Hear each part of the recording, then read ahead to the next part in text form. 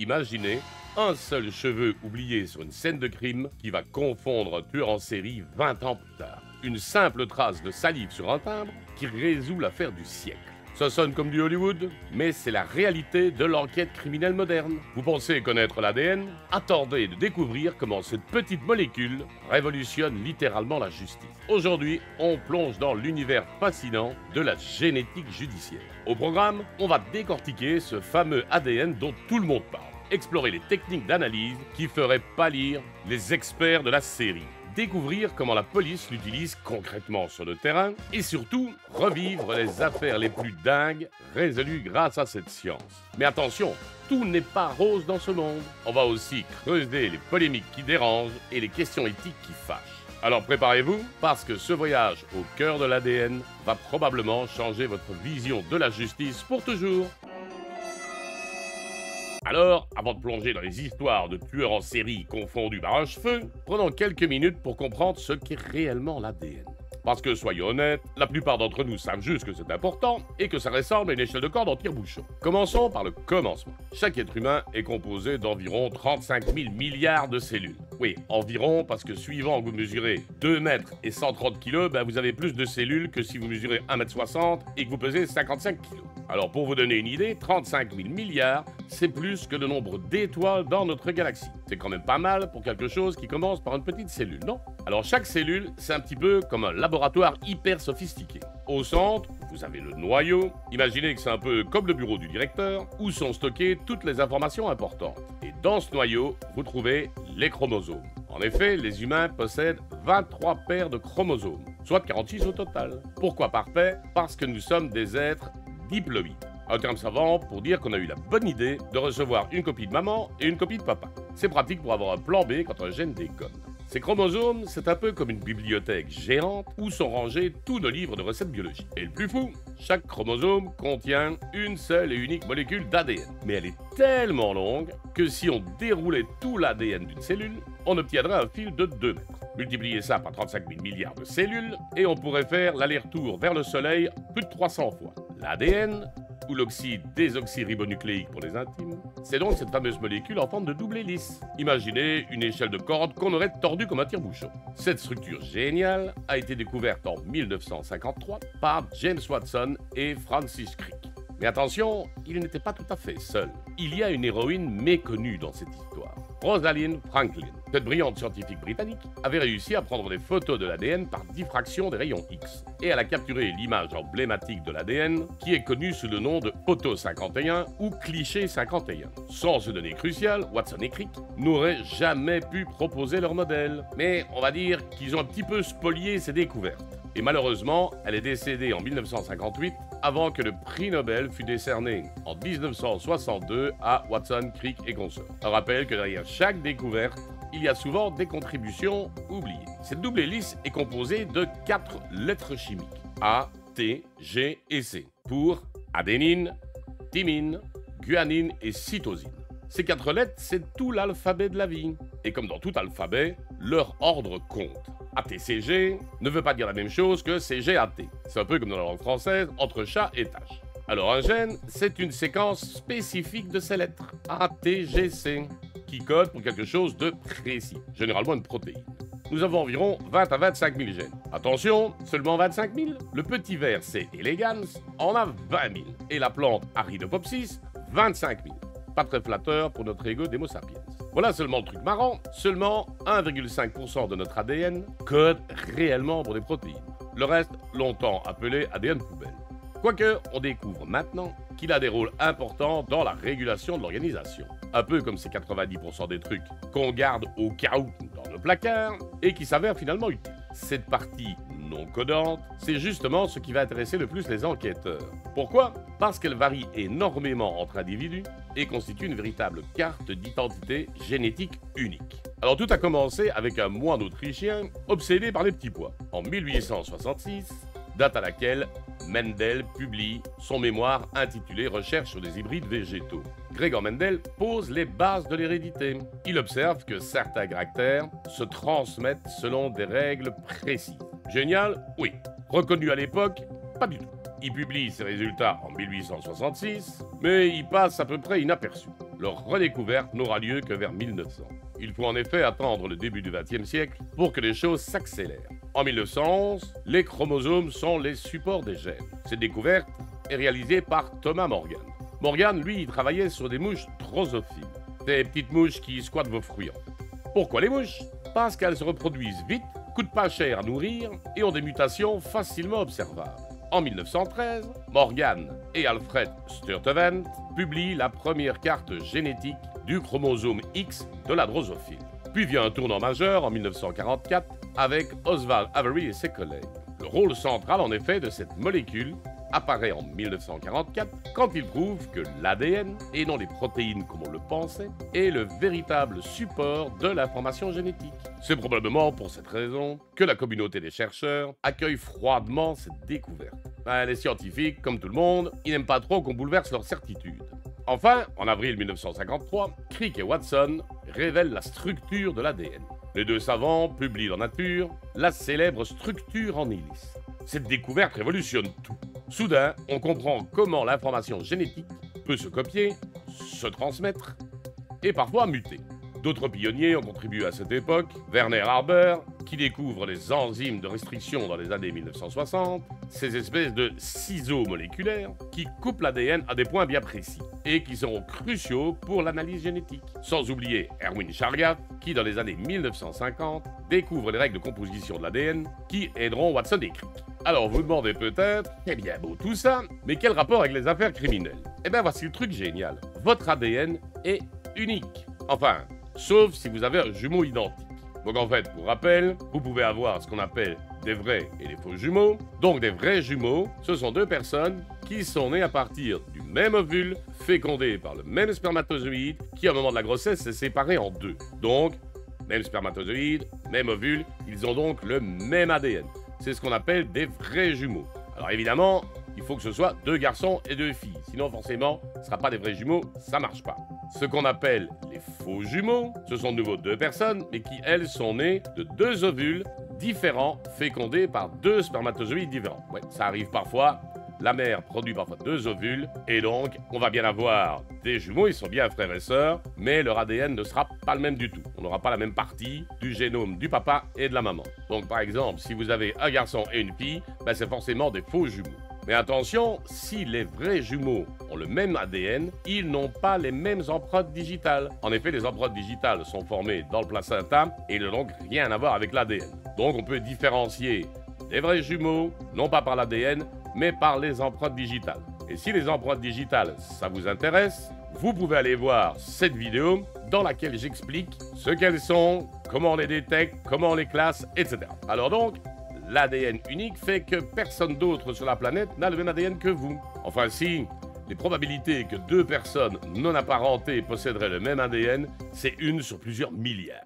Et c'est cette unicité qui fait de l'ADN un outil d'identification extraordinaire. Une trace de sang, de salive, de sperme, un cheveu avec sa racine, et hop, vous avez potentiellement l'identité de celui qui l'a laissé. C'est comme si chaque criminel signait volontairement ses méfaits avec son propre code génétique.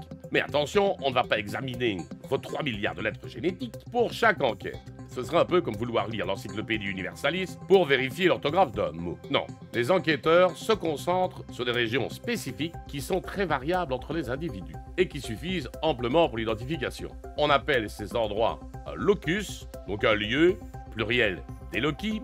Attention, ça n'a rien à voir avec le personnage de Marvel, ça s'écrit pas de la même manière de toute façon. Donc voilà, maintenant vous savez ce qu'est réellement cette fameuse molécule qui nous définit tous. On va pouvoir s'attaquer au vif du sujet. Comment fait-on concrètement pour analyser l'ADN dans un laboratoire de police scientifique? Maintenant qu'on sait ce que c'est que l'ADN, passons aux choses sérieuses. Comment fait-on concrètement pour transformer une minuscule trace de sang en preuve irréfutable? Spoiler alerte, c'est quand même un petit peu plus compliqué que dans les séries où l'expert vous sort un profil génétique en 30 secondes chrono avec des bip-bip de machine. Hein. Alors attention, pour les méthodes, je vais parfois utiliser quelques mots un petit peu scientifiques, mais je vous donne une explication claire après, et si vous retenez le mot, ça vous permettra de vous la péter un petit peu en société. Donc commençons par l'histoire. La méthode RFLP est initiée par Sir Alex Jeffreys en 1983. Elle consiste en l'analyse par Southern Blot de polymorphisme de longueur de fragment de restriction, ou RFLP donc, pour Restriction Fragment Length Polymorphism. Le principe, on utilise des enzymes de restriction. Imaginez des espèces de ciseaux moléculaires ultra précis qui coupent l'ADN uniquement à certaines séquences spécifiques. L'analyse RFLP utilise donc une enzyme de restriction pour découper l'ADN en fragments qui sont ensuite séparés en bandes par électrophorèse en gel d'agarose. Ces fragments ont des tailles différentes selon les individus qui créent en sorte un espèce de code-barre génétique. Le processus était fascinant, mais long. Extraction de l'ADN, découpage avec les enzymes, séparation des fragments par électrophorèse, transfert sur membrane, hybridation avec des sondes radioactives, et enfin, révélation sur film photographique. Faut compter plusieurs semaines pour un résultat. De plus, l'inconvénient majeur de cette technique était les grandes quantités d'ADN nécessaires. Il fallait l'équivalent d'une grosse tache de sang. Pas vraiment pratique quand on n'a qu'un cheveu ou une petite trace de salive. Heureusement, les années 1990 apportent une révolution. Le PCR, ou Polymerase Chain Reaction. Si l'ADN était un livre, le PCR sera en quelque sorte une photocopieuse ultra performante qui peut transformer une seule page en millions d'exemplaires. Le principe est d'une simplicité géniale. On chauffe l'ADN pour séparer les deux brins de la double hélice. On ajoute des amorces, somme toute des petits morceaux d'ADN qui fixent à des endroits bien précis, et une enzyme polymérase reconstitue la partie manquante. Répétez ce cycle 30 à 35 fois, et vous obtenez plus d'1 milliard de copies de votre fragment initial. C'est comme si vous partiez d'un grain de riz, et au bout de l'avoir doublé 30 fois, vous vous retrouvez avec plusieurs tonnes. L'utilisation du PCR en criminalistique décupla les capacités d'analyse, permettant d'obtenir des empreintes génétiques à partir de traces contenant très peu d'ADN, ou encore avec de l'ADN dégradé. Soudain, une trace invisible à l'œil nu suffisait pour identifier quelqu'un. Les enquêteurs ont donc dû réviser leur méthode de travail. Avec la PCR, une nouvelle approche s'impose. L'analyse des STR. Oui, on aime bien les abréviations, désolé. Ça veut dire Short Tandem Repeat. Imaginez des petites séquences d'ADN qui bégayent. Par exemple, au lieu de dire GATA une fois, certaines personnes ont GATA, GATA, GATA, GATA. D'autres vont vous le répéter 6 fois, etc. Ces STR sont parfaits pour l'identification, car ils varient énormément entre les individus. Si l'analyse porte toujours sur des microsatellites polymorphes du génome, le nombre de marqueurs étudiés est désormais de 23. 21 marqueurs STR et 2 marqueurs liés au sexe, et ça, c'est le cas en France. Les techniques d'analyse ADN utilisées aujourd'hui permettent d'analyser plusieurs STR en même temps. On parle d'analyse en multiplex. Des amorces vont sélectionner des zones d'ADN amplifiées par PCR. Plusieurs fragments, environ jusqu'à 15 fragments, sont amplifiés simultanément. C'est comme faire plusieurs copies différentes en même temps. Un gain de temps énorme. Le processus moderne ressemble à ça. Extraction de l'ADN, amplification PCR multiplex des STR, séparation des fragments par électrophorèse, c'est plus rapide et plus précis que l'ancien gel, et analyse automatisée. Le résultat arrive en quelques heures au lieu de plusieurs semaines. Mais parfois, l'ADN nucléaire est trop dégradé ou absent. C'est là qu'intervient l'ADN mitochondrial, qu'on appelle parfois ADNMT. C'est un peu le plan B génial de la criminalistique. Les mitochondries, ces petites centrales énergétiques de nos cellules, possèdent leur propre ADN. Elles possèdent donc leur propre génome, l'ADN mitochondrial. Mais attention, la transmission de cet ADN est exclusivement maternelle. Pourquoi exclusivement maternelle? Eh bien que les spermatozoïdes contiennent quelques mitochondries, des chercheurs ont découvert qu'ils ne contiennent pas d'ADN mitochondrial intact. En gros, papa apporte ses chromosomes, mais maman fournit le service après-vente énergétique. Cette transmission maternelle crée des lignées. Vous avez le même ADN mitochondrial que votre maman, que votre grand-mère maternelle, que votre arrière-grand-mère maternelle. C'est comme un héritage familial, mais qui ne passe que par les femmes. Si vous voulez en savoir un petit peu plus sur l'ADN mitochondrial, j'ai fait également une vidéo que vous pouvez retrouver ici. Alors, quel est l'avantage de cet ADN mitochondrial? Déjà la quantité. Chaque cellule contient des centaines de mitochondries contre seulement le noyau qui contient l'ADN nucléaire. La résistance, l'ADN mitochondrial survit mieux à la dégradation, et l'universalité, il est présent même dans les cheveux sans racines, les os anciens, les dents, etc. En criminalistique, l'ADN mitochondrial présente l'avantage d'intervenir quand l'ADN nucléaire est inexploitable. C'est parfait pour les restes anciens ou dégradés. Moins utilisé, mais parfois tout aussi intéressant, le chromosome Y, c'est-à-dire celui qui est transmis de père en fils. Comme l'ADN mitochondrial maternel, il permet de tracer, lui, les lignes paternelles. Il est utile pour les enquêtes généalogiques ou confirmer des liens de parenté masculins. L'évolution ne s'arrête jamais. Les nouvelles technologies incluent l'analyse des SNP, oui encore une abréviation, Single Nucleotide Polymorphism, c'est des variations d'une seule lettre génétique. Imaginez remplacer un A par un T dans un texte et ça change tout. Ces variations permettent même d'estimer l'origine géographique ou certains traits physiques. Il y a aussi le séquençage nouvelle génération, NGS. Ces technologies permettent de lire des millions de séquences simultanément. C'est comme passer d'une machine à écrire à un super ordinateur. On développe aussi l'analyse des mélanges complexes. Quand plusieurs personnes ont laissé leur ADN au même endroit, les algorithmes modernes peuvent maintenant démêler ces cocktails génétiques qui étaient impossibles à analyser avant. Et en effet, je me rappelle il y a une dizaine d'années, quand je faisais mes études de criminologie, le docteur Boxo, que certains et pas mal d'entre vous doivent connaître maintenant, nous expliquait que ça arrivait que certains malfaiteurs prenaient une cagoule donc pour aller faire un cambriolage, commettre n'importe quel acte, et ils se l'enfilaient à plusieurs avant de l'utiliser. Ce qui veut dire que les ADN étaient mélangés, ils avaient tous respiré dans la cagoule, et à partir de 3 ADN différents, mais c'était pas possible de les différencier à cette époque. Alors, voilà, quand je parlais justement du Dr Boxo et que je disais tantôt qu'en utilisant des mots scientifiques, vous pouvez vous la péter en société, ben voilà, moi je connais le Dr Boxo, je peux me la péter. Alors tous ces outils semblent magiques, mais la réalité est beaucoup plus complexe.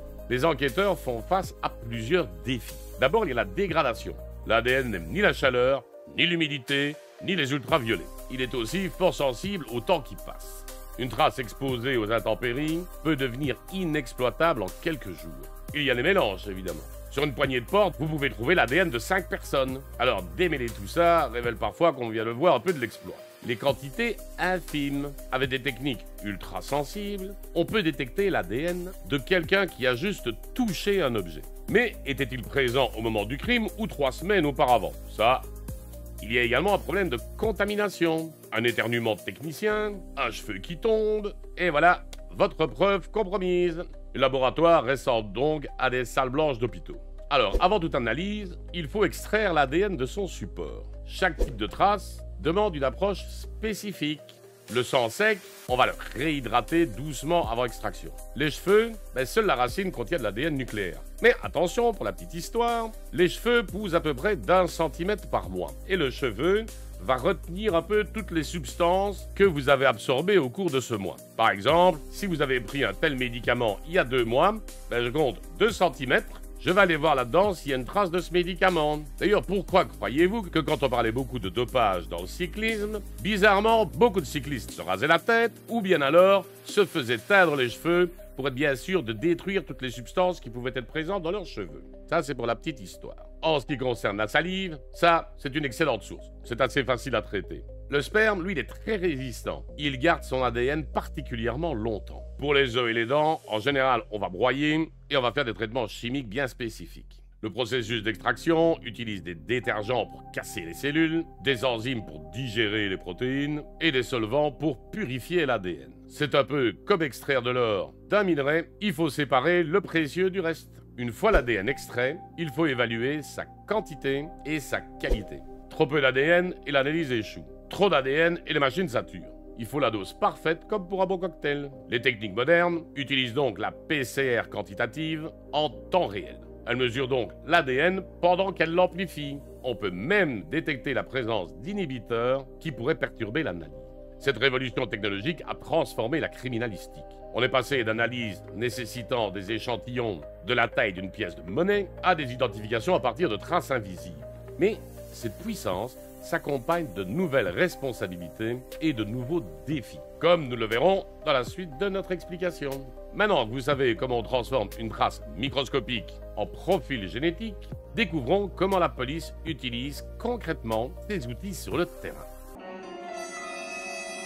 Maintenant qu'on maîtrise la technique, voyons comment nos enquêteurs transforment cette science en outil de justice. Spoiler, c'est moins glamour que dans les experts, mais infiniment plus fascinant. Tout commence avec le FNAEG, Fichier National Automatisé des Empreintes Génétiques.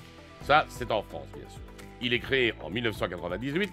Il semblerait inspiré par l'arrestation d'un tueur en série grâce à son ADN. Ce fichier a d'abord été prévu pour les infractions de nature sexuelle. Depuis, il s'est considérablement élargi. Imaginez une gigantesque bibliothèque où chaque livre serait un profil génétique. Aujourd'hui, près de 5 millions de personnes sont fichées dans le FNAEG. Leur ADN peut être conservé entre 25 et 40 ans, suivant les circonstances. C'est énorme. Pour vous donner une idée, c'est comme si on avait l'empreinte génétique de tous les habitants de la région de Nouvelle-Aquitaine. Le principe est simple, quand on trouve de l'ADN sur une scène de crime, on compare ce profil avec tous ceux qui sont stockés dans la base. Match trouvé, bingo. Pas de match, l'enquête continue par d'autres moyens.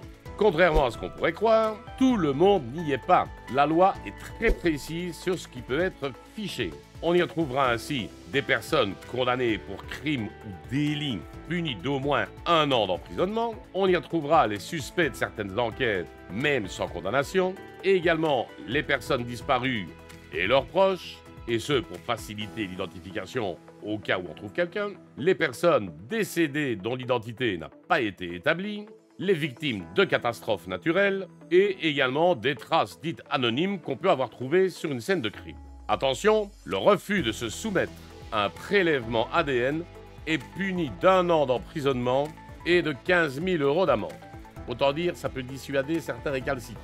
Enfin, ça c'est la loi française, bien entendu.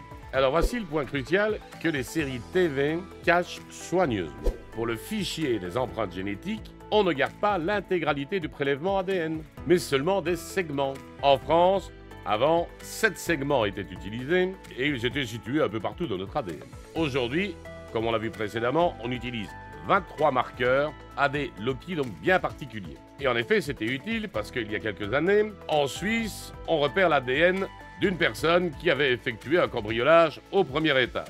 Et à cette époque-là, donc, il n'y avait que 7 marqueurs. Eh bien, grâce à l'analyse génétique, on arrive à trouver la personne. Mais quand on va pour le cueillir, on s'aperçoit que la personne est en fauteuil roulant, ce qui est assez compromettant pour aller faire un cambriolage au premier étage, et en passant bien sûr par la fenêtre. D'où l'intérêt évidemment de travailler sur plus de marqueurs pour éviter d'avoir des doublons, bien entendu.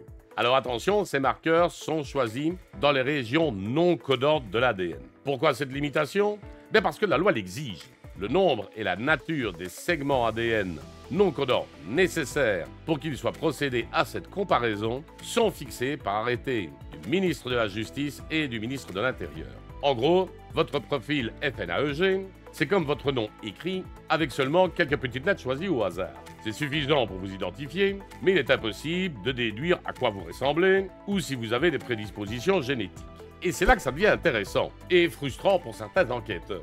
Il est interdit de recourir à de telles analyses en raison de la loi sur la bioéthique de 2004.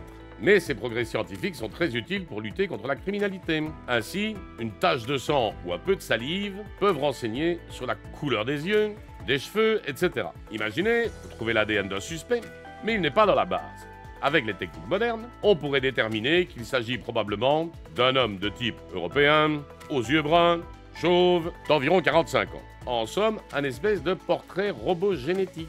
Mais en France, interdit. Cette interdiction découle d'une philosophie claire. Éviter toute dérive eugéniste ou discriminatoire. On ne veut pas d'une société où la police ferait du profilage racial basé sur l'ADN. Noble intention, mais qui laisse parfois les enquêteurs sur leur faim quand ils ont épuisé toutes les autres pistes. Alors quand les techniciens arrivent sur une scène de crime, ils cherchent tout ce qui pourrait contenir de l'ADN. On a des prélèvements classiques tels que les taches de sang, même microscopiques, de la salive donc, sur les mégots, les bouteilles, les timbres, le sperme dans les affaires sexuelles, des cheveux avec racines et des traces de contact sur les poignets, les volants, etc. Mais aussi des prélèvements plus exotiques, tels que de la sueur sur les vêtements, des cellules buccales, donc on l'a vu sur les masques ou les cagoules, des traces de peau sous les ongles des victimes, et l'ADN sur par exemple des armes, sur la crosse, la gâchette, etc. Chaque échantillon donc est étiqueté, photographié, géolocalisé. La chaîne de possession doit être parfaite. Qui a touché quoi, quand et où? Une contamination ou une erreur de procédure peut faire annuler toute l'enquête. Une fois le profil établi, l'ordinateur compare automatiquement avec les millions de profils du FNAEG. En quelques minutes, il peut dire si ce profil correspond à quelqu'un de déjà fiché. Mais attention aux faux positifs. Avec 23 marqueurs, les possibilités de coïncidence fortuite sont infimes, de l'ordre de 1 sur plusieurs milliards. Mais elles ne sont pas nulles. C'est pourquoi on ne se contente jamais d'un seul indice ADN pour condamner quelqu'un. Voici la révolution récente qui fait trembler les criminels. La généalogie génétique. Le prédateur des bois, d'ailleurs, a été confondu par son ADN. Mais ne figurant pas dans les fichiers français, les enquêteurs ont utilisé la généalogie génétique aux USA. Une première en France. Le principe, on utilise des bases de données commerciales telles que 23andMe ou Ancestry DNA, etc. Et on va essayer de retrouver les parents éloignés du suspect. Ce sont des personnes qui, par exemple, ont déposé leur ADN, donc à des fins de généalogie, pour essayer de retrouver des membres de leur famille. Et on va prendre ces ADN-là et on va essayer de reconstituer leur arbre généalogique, jusqu'à arriver à identifier le coupable. Imaginez, votre cousin Germain, il fait un test d'ADN pour connaître ses origines. 15 ans plus tard, la police l'utilise pour vous retrouver grâce à votre ADN laissé sur une scène de crime et qui est comparé à celle de votre cousin. Flippant, non? Cette technique a résolu des dizaines d'affaires cold case aux États-Unis, notamment celle du fameux Golden State Killer qui a terrorisé la Californie dans les années 70-80. En France, c'est plus compliqué parce que la loi bioéthique de 2011 interdit le recours aux tests ADN en dehors des domaines médicaux, scientifiques et judiciaires. La Belgique, idem. D'ailleurs, personnellement, j'ai le cas d'un ami qui voulait faire un test de paternité, peu importe la raison. Eh bien, pour ce faire, il a dû envoyer l'échantillon en Grande-Bretagne pour avoir son analyse ADN. En Belgique, c'est également interdit de le faire, à des fins privées. Alors, malgré sa puissance, l'ADN a ses limites. Il y a des limites temporelles. L'ADN se dégrade, surtout sur une scène extérieure. Il peut devenir inexploitable en quelques jours selon les conditions météo. Il y a des limites quantitatives. Parfois, il n'y a tout simplement pas assez d'ADN pour faire une analyse fiable. Il y a évidemment toute l'interprétation qu'il peut avoir derrière. Trouver une trace d'ADN d'une personne ne prouve pas qu'il ait commis un crime. Il faut contextualiser. Il y a aussi la possibilité de transfert secondaire. Vous serrez la main de quelqu'un et puis vous touchez un objet. Son ADN peut se retrouver sur cet objet sans qu'il l'ait jamais touché. Sur une poignée de porte publique, on peut trouver l'ADN de dizaines de personnes. Comment démêler tout ça? Eh bien, c'est l'un des défis majeurs de la criminalistique moderne. Les algorithmes actuels, donc comme on l'a vu, peuvent séparer 2-3 contributeurs, mais au-delà, ça commence à devenir très compliqué. Et même si on trouve 4 profils ADN sur une arme, lequel est le tueur? C'est un cas aussi qu'on a eu en Belgique, que justement le Dr Boxer a encore nous expliqué. C'est qu'une fois, il y a une scène de crime donc, et les enquêteurs trouvent un mégot de cigarette. Ils identifient l'ADN et ils vont partir tout un temps pour essayer de trouver quelle personne avait cet ADN. Avant de s'apercevoir qu'en fait c'était un policier qui est arrivé sur la scène de crime en fumant sa cigarette et qu'il avait éteinte dans le cendrier sur la scène. Et ils ont cherché pendant des mois alors que c'était tout simplement une pollution de scène de crime. D'ailleurs également, souvent, la police scientifique est très embêtée quand il y a eu intervention des sauveteurs. S'il y a quelqu'un qui fait un malaise ou qui est blessé, etc., ben, l'ambulance va arriver, les infirmiers et médecins vont arriver, et même si la personne décède après, ben, votre scène elle est polluée. Parce que forcément, il y a des tas de personnes qui sont intervenues, et c'est la catastrophe pour démêler tout ça. Bon, évidemment, maintenant, dans ce cas-là, il n'y a pas de solution. On va pas empêcher les sauveteurs d'intervenir, mais voilà, pour la police scientifique, c'est très embêtant. Le succès des séries policières a créé un phénomène intéressant, ce qu'on appelle l'effet CSI. CSI, c'est le nom de la série Les Experts en anglais. Les jurés s'attendent maintenant à avoir des preuves ADN dans chaque affaire. S'il n'y a pas d'ADN, eh ben acquittement. Et en effet, ça s'est vu plusieurs fois. Suite à la série Les Experts, ben, les jurés veulent absolument avoir des preuves du style expert. Autrement, ils ont tendance à acquitter un petit peu facilement. Car en effet, la réalité est beaucoup plus nuancée. Beaucoup de crimes ne laissent aucune trace ADN, un cambriolage avec des gants, une arnaque par téléphone, un détournement de fonds. Il n'y a pas besoin d'ADN pour ces enquêtes. L'enquête, c'est un tout. C'est l'assemblage de différents métiers, on va dire, qui font chacun leur travail. Il y a le travail de l'enquêteur, bien sûr, il y a le travail du médecin légiste, il y a le travail de la police technique. C'est tout un ensemble. L'ADN ne connaît pas les frontières. Mais les fichiers, si.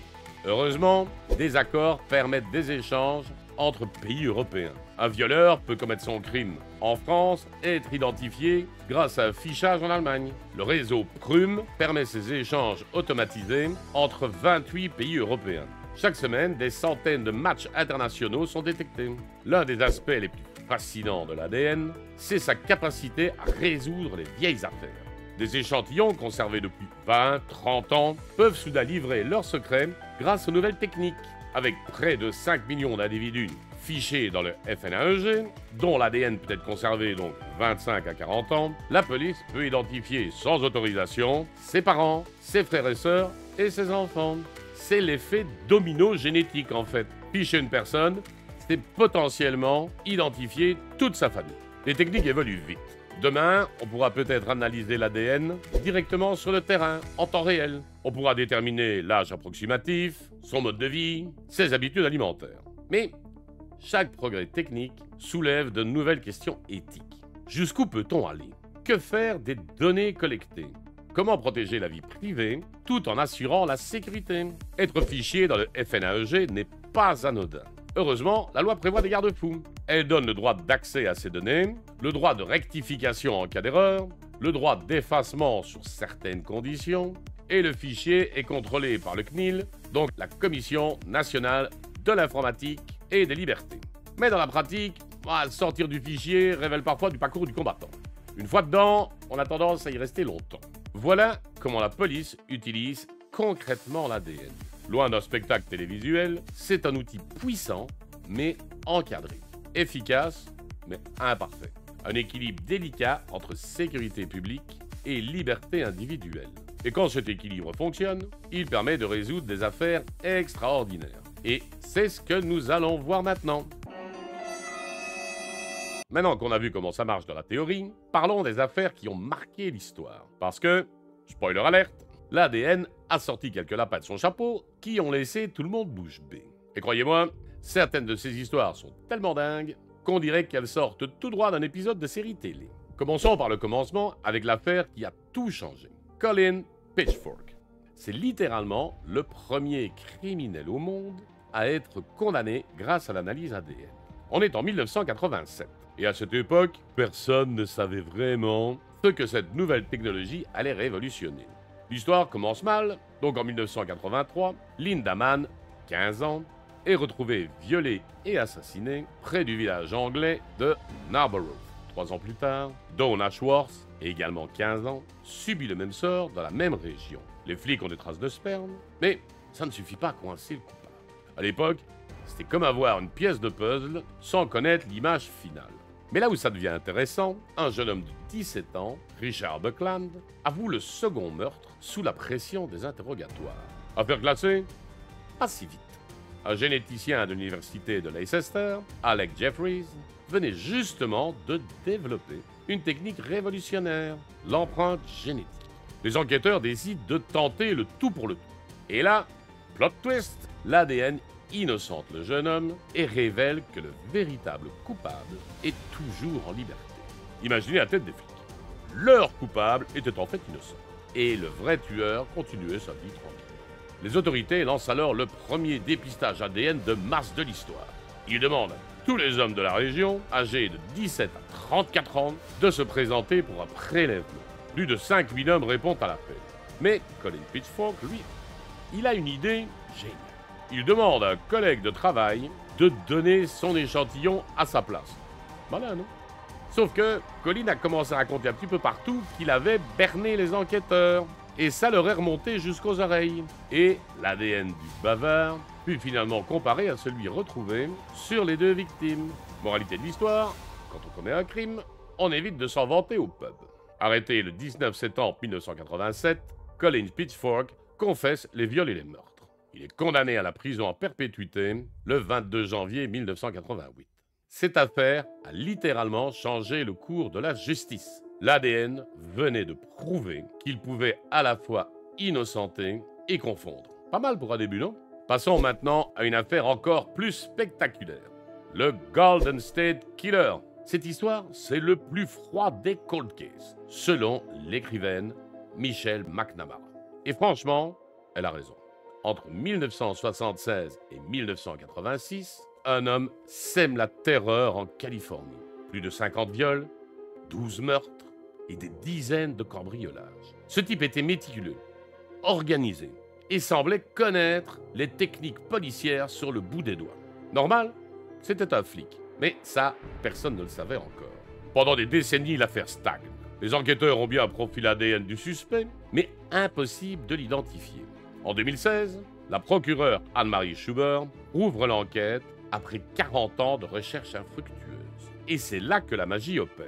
Les enquêteurs téléchargent l'ADN du suspect sur GDE Match, un site de généalogie génétique, comme on a vu précédemment, où les gens partagent leur ADN pour retrouver leurs ancêtres. L'idée, si le tueur n'est pas dans la base, peut-être qu'un de ses cousins y est. Et bingo! L'ADN match avec celui d'un parent éloigné qui avait mis en ligne son échantillon. À partir de là, c'est un travail de fourmi.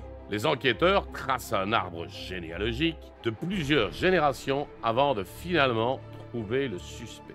Joseph James DeAngelo, 72 ans, ancien officier de police, père de 3 filles, une vie apparemment sans histoire.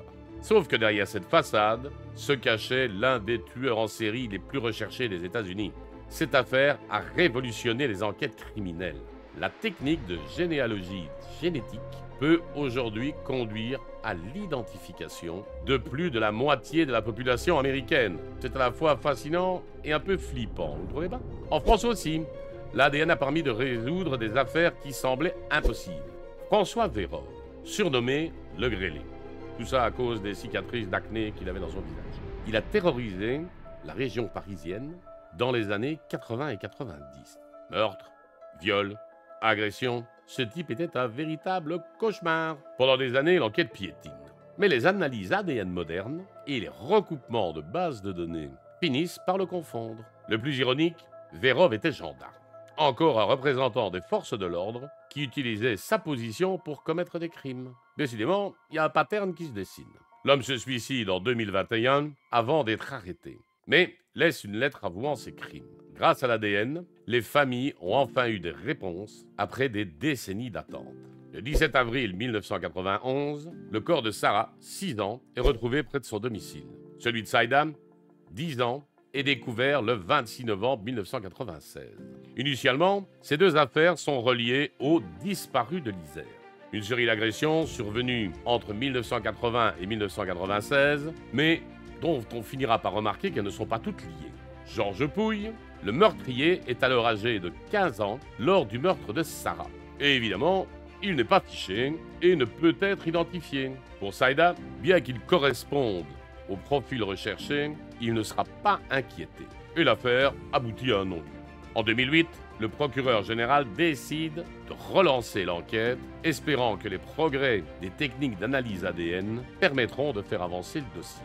Il faudra attendre 2013 pour que la juge d'instruction chargée de l'enquête envoie des prélèvements biologiques sous scellés qui permettront d'identifier Georges Pouille, alors âgé de 38 ans.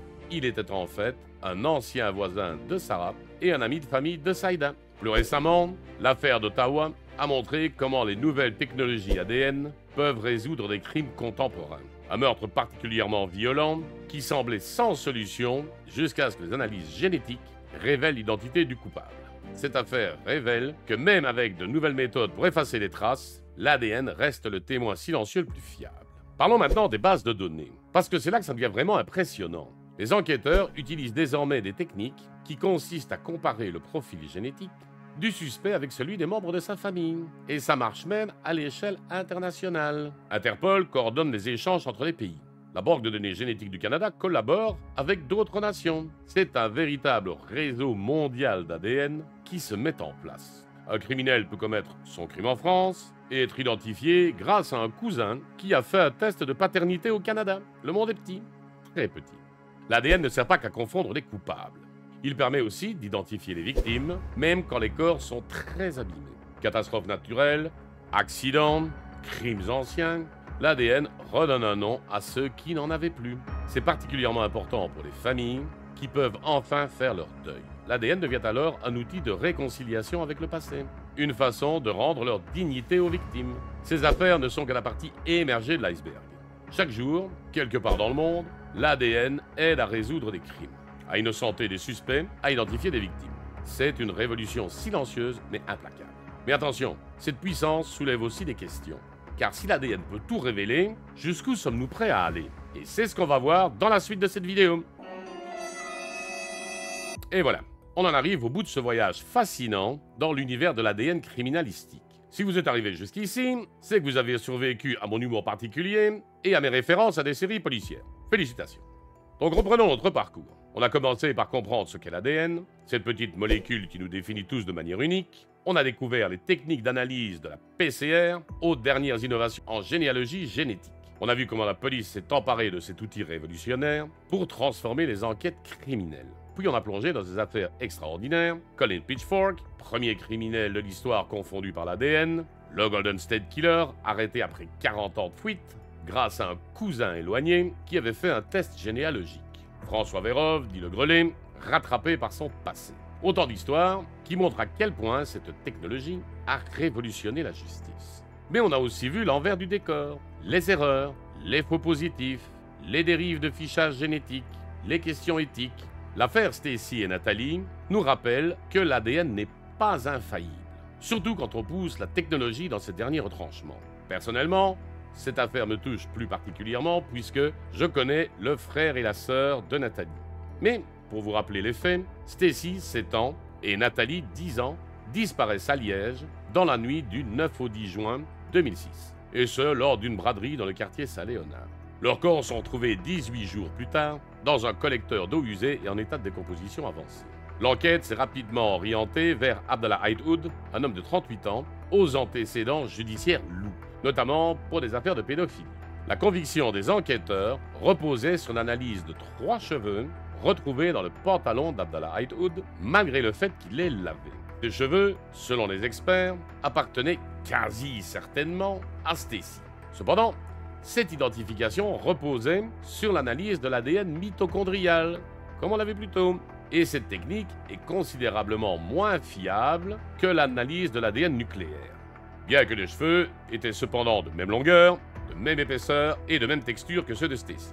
Mais ce manque de fiabilité a été utilisé par la défense pour tenter d'écarter les preuves. Mais Hyde-Hood fut quand même condamné car d'autres preuves venaient épauler l'accusation, notamment la présence de fibres du jean d'Hyde-Hood sur les vêtements des fillettes. Mais, comme quoi, il faut faire attention avec les tests ADN. L'ADN en criminalistique, c'est un peu comme le feu. Ça peut réchauffer votre maison ou la brûler entièrement. Tout dépend de comment on s'en sert. D'un côté, cette technologie a révolutionné la justice. Elle a permis d'innocenter des centaines de personnes condamnées à tort. Imaginez, passer 20 ans en prison pour un crime que vous n'avez pas commis, puis être libéré grâce à un test ADN. Elle a résolu des affaires qui semblaient impossibles, rendu leur identité à des victimes anonymes et donné des réponses à des familles qui attendaient depuis des décennies. De l'autre côté, elle soulève des questions fondamentales sur notre vie privée, nos libertés et même notre conception de la justice. Quand votre profil génétique peut être reconstitué grâce à un test fait par votre arrière-grand-oncle du côté de votre mère, on peut se demander si on n'est pas allé d'un peu trop loin. Première leçon, l'ADN n'est pas magique.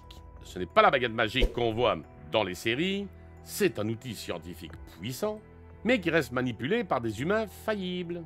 Les erreurs existent, les faux positifs aussi, et parfois la science se trompe. Deuxième leçon, la technologie va plus vite que la réflexion éthique. On peut aujourd'hui analyser l'ADN de manière de plus en plus précise. Mais est-ce qu'on a réfléchi vraiment aux conséquences? Est-ce qu'on peut vivre dans un monde où chaque citoyen est potentiellement fiché génétiquement? Troisième leçon, l'information, c'est le pouvoir. Votre ADN constitue une quantité incroyable d'informations sur vous, votre famille, vos prédispositions médicales. Dans de mauvaises mains, ça peut devenir un outil de discrimination ou de contrôle social. Alors vers quoi on se dirige? L'avenir s'annonce encore plus spectaculaire. Les techniques d'analyse deviennent de plus en plus précises. On peut maintenant analyser des échantillons de plus en plus petits ou dégradés. La généalogie génétique va probablement permettre d'identifier la plupart des criminels dans quelques années. Mais en même temps, les questions éthiques vont devenir de plus en plus pressantes. Comment concilier efficacité policière et respect de la vie privée? Comment éviter les dérives autoritaires? Comment s'assurer que cette technologie serve la justice et non l'oppression? Car c'est bien là la question centrale. Au service de qui doit être l'ADN? Au service de la vérité et de la justice? Évidemment. Mais qui définit cette vérité? Qui contrôle ces bases de données? Qui décide de ce qui est éthique ou pas? L'ADN peut libérer un innocent après 20 ans d'emprisonnement, mais il peut aussi servir à ficher une population entière. Il peut résoudre un meurtre vieux de 40 ans, mais il peut aussi créer des erreurs judiciaires si on l'utilise mal. Le défi des années à venir, ce sera de trouver ce bon équilibre. Comment profiter des formidables possibilités de cette technologie sans sacrifier nos libertés fondamentales? Comment former les enquêteurs, les avocats, les juges à mieux comprendre les limites de l'ADN? Comment sensibiliser le grand public au fait que la science n'est pas infaillible? Il faut aussi qu'on arrête de traiter l'ADN comme une preuve absolue.